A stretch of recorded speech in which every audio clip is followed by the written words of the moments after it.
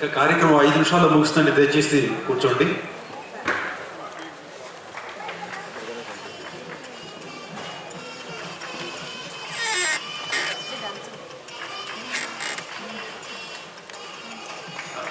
మరి ఇందాక శృతకీర్తితో పాటు ఆమె శిష్యులు నలుగురు డ్యాన్స్ చేశారు.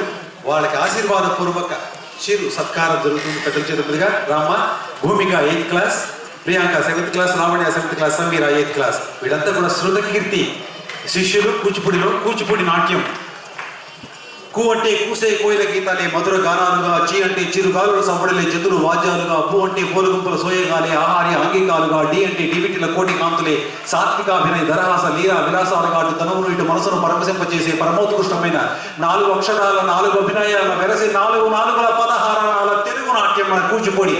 అటువంటి కూచిపూడికి విశిష్టమైన సేవ చేస్తోంది మన విజయభాగ గారు అమ్మాయి శృతకీర్తి. శృతకీర్తికి ఒక్కసారి గట్టిగా ఆమె ఆశీస్సులు పడి తెలియజేయండి. ధన్యవాదాలు. ఇంత చక్కగా నిర్వహించినటువంటి కార్యక్రమానికి ఇచ్చేసిన మీ అందరినీ కూడా అభినందిస్తూ